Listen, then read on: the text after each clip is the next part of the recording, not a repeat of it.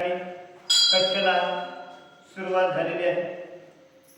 कालच्या अध्यायामध्ये आपण अशी कथा ऐकली की ह्या धर्मराजाने आपला हस्तिनापूरमधला कारभार स्वीकारला आणि स्वीकारण्यासाठी सर्वांनी विनंती केली होती धर्मराजाला किंवा तुमच्याशिवाय इथं हा राज्यकारभार चालवणारा कोणी नाही आणि तुम्हाला हे करावंच नाही. पण ज्यावेळेस धर्मराजाने हस्तिनापूरचा राज्यकारभार स्वीकारला त्यावेळेस या धर्मराजाचं मन राज्यकारभारामध्ये लागत नव्हतं. धर्मराजाला वाटायचं माझ्या हातातून मोठा अपराध झालेला आहे.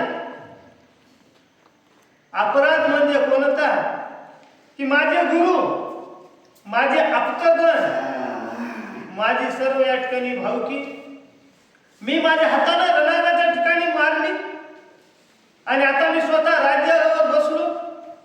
आपल्या घराचा समजा भावकीचा नाश करायचा आणि भावकीचं धन आपण सावरून घ्यायचं, ह्याला या ठिकाणी मोठा विजय म्हणत नाही. आणि विजय मिळवायचा असता तर इतरांपासून विजय मिळवावा, दुसऱ्या राज्याला जिंकवावं, त्यांचं या ठिकाणी धन आपण मागून घ्यावं, आपल्याला शरणागत आल्यावर का आपल्याच भावकीचा नाश आपणच करायचा आणि सर्व आपणच लुटून हे सगळं माझं आहे म्हणायचं, हे असं मला योग्य वाटत नाही. मग रात्र दिवस चिंता धर्मराजाला वाटू लागली आणि एके दिवशी राजा धर्मराजाने ठरवलं मला हस्तिनापूरचं राज्य नकोय, मला काहीच नको, मी काय करीन वनामध्ये जाईल आणि आतापर्यंत तसं मी वनामध्ये राहिलो, वनवास स्वीकारला, अज्ञातवास स्वीकारला, त्याचप्रमाणे आता कायमस्वरूपी मी वनातच राहावं म्हणून धर्मराज निघणार. तेवढ्यात व्यासमुनी तिथं आले आणि व्यासमुनीला पाहून धर्मराजाने साष्टांग नमस्कार केला आणि आपली सर्व मनातली हकीकत काय आहे ती व्यासांना धर्मराज सांगू लागले. मने स्थिरता नसे म्हणा राज्य द्या तुम्ही भीमसेना, मी जामीन तपोवना दुराचरण केले व्या. मग धर्मराज व्यासांना म्हणतात माझ्या हातातून पाप घडलेलं आहे, दुराचरण माझ्या हातातून घडलंय आणि मी माझ्या गुरुजनांना भावकींना मारलेलं आहे आणि मग मला हे आता राज्य नको असं वाटतं. मी वनामध्ये निघून जाईल आणि वनामध्ये जाऊन तिकडं त्या ठिकाणी ध्यान करील, तपश्चर्या करील, जपजाप्य करील, पण हस्तिनापूरचं मला राज्य नको. म्हणून तुम्ही काय करा, माझं जे राज्य आहे हे राज्यावर कोणाला या भीमाला बसवा आणि मला मात्र या ठिकाणी या कारभारातून मुक्त करा अशी विनंती व्यासमुनींना धर्मराज म्हणजे युधिष्ठिर करू लागले.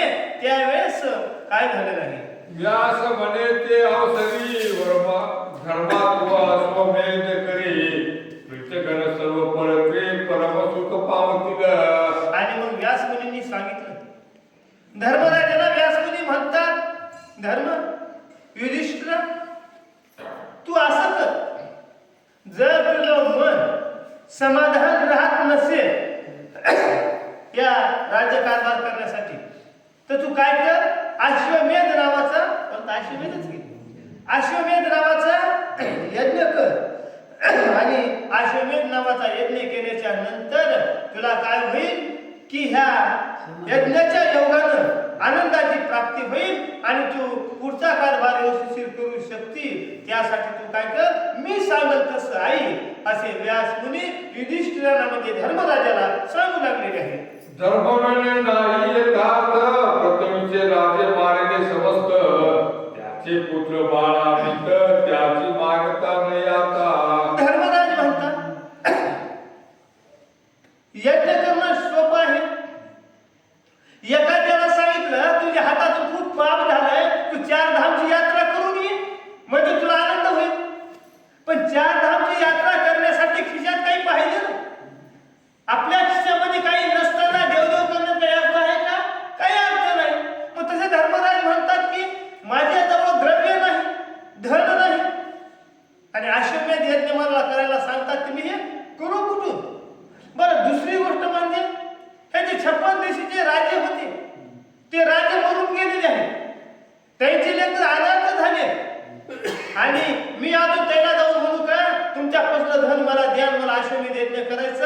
हे मला शक्य असं वाटणार नाही. म्हणून अश्वमेध यज्ञ करायची सुद्धा माझी मानसिकता नाही अशी असणारे ते युधिष्ठिर म्हणजे धर्मराज व्यासांना बोलू लागले. पाप द्रव्य घेऊन या मग याग करावा कासया यातना घेऊन या अन्न शस्त्र घातली. मग हे धर्मराज म्हणतात लोकांना लुबाडायचं आणि देवदेव करायचं हे मला आवडत नाही. गाय खाटकाला कापायला द्यायची आणि आलेल्या पैशामध्ये सत्यनारायण घालायचा. कोण शिकलाय? करू नका. सत्यनारायण करू नका आणि देवदेव करू नका. कष्ट करून जर 2 रुपये मिळत असतील तर त्याच्यातून तुम्ही परमार्थ करा, दान धर्म करा. पण गोरगरिबांचे नरडे मारायचे, त्यांना लुबाडायचं आणि देवदेव करायचं हे मला या ठिकाणी करू वाटत नाही. आणि ते माझ्या हातातून घडत नाही. कारण एवढ्या राजांचा निपान कमी केला आणि त्यांची धनसंपत्ती लुटून माझ्यानं अश्वमेध यज्ञ करणं होणार नाही असे धर्मराज त्या ठिकाणी व्यास मुनींना बोलू लागले. गायी मारून या वाहना करुणी दिलेल्या ब्राह्मणा की बोलून या सदना मंडपांगणी घातला. काय करायचं म्हणते? घर विकायचं स्वतःच, पैसे गोळा करायचे, किरायाच्या घरामध्ये जाऊन राहायचं, सत्यनारायण करायचं. पाहुणे मंडळी या, त्यांना आहेर करा, अनेक प्रकारचे काय करा, खाद्यपदार्थ जेवायला करा पक्वान्न आणि त्यांना जीव घाला. स्वतःचं घर विकून लोकांच्या घरामध्ये जाऊन सत्यनारायण करून लोक जीव घालण्यापेक्षा स्वतःच्याच घरात राहा आणि होईल तेवढं करा, नाही तर सोडून द्या, पण दुसरं काही करू नका. त्या प्रकारची गती माझी स्वतःची झालेली आहे. म्हणून तसं माझ्यानं काही होणार नाही असे असणारे ते धर्मराज व्यास मुनींना बोलतात. देवळाचे पाडून शिखर बहुते घातले आवार की देसावयाची सोडली वस्त्र श्रीविशेषी कुंडळली. काय करायचं म्हटले? आपलं घर चांगलं बांधायचं, कंपाऊंड वॉल बांधायचा, व्यवस्थिशीर करायचं. मग देव एखादं मंदिराचं काम चालू असेल तर त्याचे चिरे चोरून आणायचे, पायाला रवायला, तिथल्या विटकरी चोरून आणायच्या, तिथं लोखंड आणायचं चोरून आणि आपलं स्वतःचं घर भरायचं. आणि असं घर बांधलं म्हणजे तिथं समाधान लागतंय का? अजिबात समाधान लागत नाही. मग आपल्याला घर बांधायचं असेल तर कष्टातून बांधावं लागेल, परमार्थ करायचं असेल कष्टातून करावं लागेल. लोकांना फसवेगिरी करून, लोकांना मूर्खात काढून त्याचं धन दुबाडून जर देवदेव या ठिकाणी केला तर त्या देवदेवाला काही अर्थ राहत नाही. झाला तर करावा आणि होत नसलं तर शांत बसावं. मग ते करायच्या नादी लागू नये. एका ठिकाणी बसून देवाचं नामस्मरण जरी केलं तरी देव त्याच्यावर कृपा केल्याशिवाय राहत नाही. म्हणून हे करावंच लागेल. हे माझ्यानं शक्य होणार नाही असं व्यास मुनींना बोलू लागलेले आहे. जैसे प्रजास पिडून व्यर्थ कायम याग करून यावरी पराशर नंदन बोलता झाला धर्मासी. बरं धन तर पाहिजे ना. बरं धन काही कमी लागलं ना. अश्वमेध यज्ञ करायचा, वर्षभर यज्ञ करावं लागतंय. मग गोरगरिबांना म्हणायचं का मला पट्टी दे, वर्गणी दे, मी राजा आहे, माझा अधिकार आहे आणि मला तू द्यावंच लागल, नाही दिलं तर मी तुला शिक्षा करीन असं मी प्रजेला म्हणू का? काहीतरी लोकांच्या राजांना म्हणू, त्या मुलाबाळांना, त्याचे आई वडील अनाथ झालेले आहेत अशांना म्हणून धन गोळा करून हे माझ्याला तर काही अश्वमेध करणं शक्य होणार नाही असे धर्मराज म्हणू लागले. पूर्वी मरुत राजा विख्यात त्याने याग केला अद्भुत विप्रासी दक्षिणा मित ननेन व्यायची दिली. काय केलं म्हणजे अगोदर मनुक राजाने यज्ञ केला तर त्यानं मोठा यज्ञ केला, लोकांना दान दक्षिणा ब्राह्मणांना सर्व काही दिलं आणि त्यानं यज्ञ केला. तेव्हा काय झालं? मग कंटाळून विप्र द्रव्य टाकले अपार ते बीत आणावे समग्र. मग युधिष्ठिर बोलत असते. मग व्यास मुनी सांगतात की बाबा ते मनुक राजांनी यज्ञ केला होता त्यावेळेस काय केलं म्हणजे खूप धन ब्राह्मणांना दक्षिणा म्हणून राजांनी दिली होती. इतकी दक्षिणा दिली, इतकं सोनं ब्राह्मणाला दिलं की ब्राह्मणाला ओझं जायला गेलं. एवढं सोनं दिलं कोण? त्या राजांनी ब्राह्मणाला. तुम्हाला ब्राह्मणाने काय केलं? एवढं वजन सोनं घेऊन जाता येईना गेलं म्हणून पाहिजे तेवढं घेतलं आणि बाकीचं फेकून दिलं आणि ते फेकून दिलेलं धन ब्राह्मणाचं तिथं तसंच पडलेलं आहे एका बाजूला. असे व्यासमुनी त्या धर्मराजाला पहिले सांगू लागले. म्हणे ते द्रव्य आणता जाण असती पृथ्वीचे ब्राह्मण. व्यास म्हणे बहुत कठीण अश्वमेध असे धर्म. मग या धर्मराजाला सांगितलं धन तसं जमिनीत पुरून गेलं म्हणले, फेकून दिलेलं आहे. आणि ते धन झाकून ठेवलेलं आहे, त्याच्यावर मातोडा वगैरे काहीतरी पडलेला आहे. तू काय कर करत तिथं धन घेऊन ये. त्यावेळेस धर्मराज म्हणतात व्यासमुनींना, म्हटले व्यासमुनी तुम्ही मला सांगता की ब्राह्मणाला दक्षिणा दिलेलं सोनं आहे आणि वध दायना म्हणून त्याने फेकून दिलेलं तसंच तिथं पडले, ते घेऊन ये आणि तो अश्वमेध यज्ञ कर. लोक हसतील ना म्हणले मला, दक्षिणा दिलेलं सोनं फेकून दिलेलं ब्राह्मणाचं तेच परत आणलं आणि परत त्याची पूजा करून दक्षिणा ब्राह्मणाला द्यायला. आहे काहीतरी शांती करायची असली ब्राह्मणाला गुप्त द्यायचं. हा हाडी तुझी, हा गुंड तुझी, सगळं तुझं, पैसे घे. मग इकडे 1000 रुपये लागला ते म्हणजे मी 500च करतो, सगळं गोळा करून आणतोय. मग आपले पैसे नाही तर त्याचं घेऊन कशाला शांती करायची आणि गुप्त कशाला द्यायचं. मग हे कसं एक प्रकार हसं होतंय आणि करावं म्हणून करावं लागतंय. मग तसं माझ्यानं करावं म्हणून करणं होणार नाही. झालं तर चांगलं करी, नाही तर चांगलं करणार नाही, असाच मी बसून राहील असे धर्मराज व्यासमुनींना म्हणू लागले. त्यावेळेस व्यासमुनी म्हणतात हे धर्मराजा तू शांत मनाने विचार कर. हे ऐक म्हटले, हे मनुक राजाने केव्हा यज्ञ करून किती वर्ष झालं, धन फेकून गेलेलं आहे. बरं त्याच्या किती पिढ्या संपलेल्या आहेत माहित नाही, ते तसंच जमिनीमध्ये गाडलेलं आहे. तू काय चोरी करून आणायलास का, लोकांचं लुबाडायलास का, कोणाचे गळे कापायलास का, फसवायलास काय काय, गोरगरिबांचं नुकसान करायलास. तू काही करीनास, जे जमिनीमध्ये आहे ते फक्त तू आणायलास आणि ती आणण्यात तुला काही हरकत नाही. तुझ्या नशिबानं तुला ते भेटायला ना ते तू आण. आणि हे अश्वमेध यज्ञ करणं हे सोपं नाही.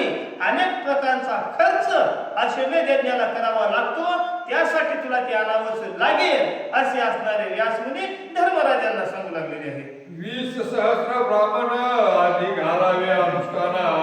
आरंभी काय द्यावे दक्षिणा तेही एका अनुक्रमे.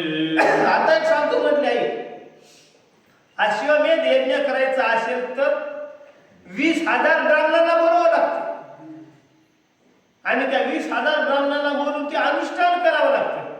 अनुष्ठान झाल्याच्या नंतर त्यांना एक दक्षिणा द्यावी लागते आणि दक्षिणा दिल्याच्या नंतर काय करावं लागतंय ते तुला सांगतो ऐक. एक कास 1.25 मन सोने, एक पावली दिव्य रत्ने, एक घोडा एक गज त्या कारणे वस्त्राला काय करावं लागते म्हणे, अश्वमेध यज्ञ करायला 20,000 ब्राह्मण बोलावे लागते आणि 20,000 ब्राह्मणाला एका ब्राह्मणाला 1 मन सोनं, 1.25 मन सोनं, 1.25 मन एका ब्राह्मणाला. पुन्हा 1 पायली हिरे आणि 1 घोडा आणि 1 हत्ती हे सजवून त्याची पूजा करून ते ब्राह्मणाला द्यावं लागतं. तर असे 20,000 ब्राह्मण बोलवायचे.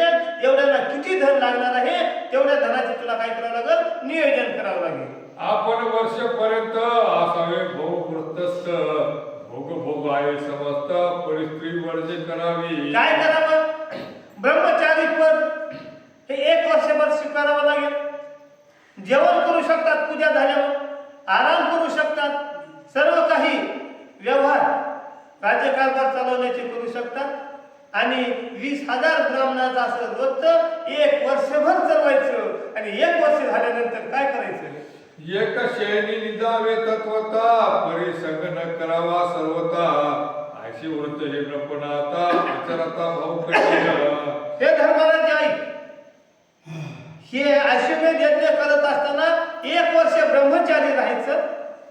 एकाच जे आपण झोपण्याचं ठिकाण बनवलेलं आहे त्याच अंतरणावर 1 वर्षभर तिथं झोपायचं, झोपण्याची जागा बदलायची नाही आणि अशा ब्राह्मणा सहित दररोज आहुती वगैरे देऊन योग्य प्रकारचं होम हवन करून अश्वमेध यज्ञ हा 1 वर्ष पूर्ण होईपर्यंत करावा लागतो असा नियम त्या अश्वमेध यज्ञाचा आहे.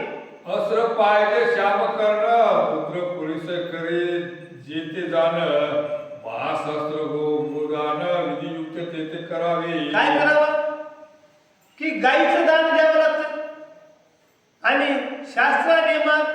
शास्त्रानुसार विधीनुसार जे काही नियम लावून दिलेले आहेत त्या नियमानं आचरण करावं लागतं आणि विधियुक्त गाईचं पूजन करून दररोज 1000 गाई त्या ब्राह्मणाला दान द्याव्या लागतात. आणि असं देत असताना पुढे काय करावं लागेल. धर्म म्हणे परम कठीण सर्व चमू गेली आतून अग म्हणे पराशर नंदन साय श्रीकृष्ण तुझा आहे. मग हे व्यास मुनी म्हणतात हे धर्मराजा जरी तुला एवढं धन ते आणलंस तरी हे एवढं धन बस होणार नाही आणि तू उदार मनाचा आहेस आणि करू शकतोस आणि हे अश्वमेध यज्ञ तू कर. जरी काही तुला अडचणी आल्या असतील त्या अडचणीचं निवारण करण्यासाठी भगवान परमात्मा श्रीकृष्ण हे तुझ्या सर्व पाठीशी आहे. म्हणून तू काय कर की भगवान श्रीकृष्णाला बोलून त्यांच्या आशीर्वादानं हे यज्ञ आहे ते पूर्णपणे पार पाड. भद्रावती नगरी जाण अवसरनाथ राजा बळगण त्याच्या घरी श्याम कर्ण सुलोचन भाऊ असे. काय कर म्हटले एक श्यामकर्ण घोडा हा सोडावा लागतो पृथ्वीवर आणि तो घोडा कुठं आहे म्हणजे भद्रावती नावाची एक नगरी आहे आणि तिथं पवनाथ नावाचा एक राजा आहे आणि त्या पवनाथ नावाच्या राजापाशी हा श्यामकर्ण घोडा आहे. म्हणून तू काय कर 10 अक्षणी सेना रक्षित वायुष्य म्हणे प्रवेश येत तो अस्त्र आणावा अकस्मात तरजी कार्याच सर्व साधील. काय करायचं म्हटले ते घोडा आणावं लागेल. मग ते घोडा आणणं काही सोपं आहे का. अवघड आहे. 10 अक्षौणी सैन्य त्या घोड्याचं रक्षण करण्यासाठी आहे. म्हणून तिथं जायचं आणि त्या घोड्याला कसं आणायचं ते आणायचं आणि ते घोडा आणून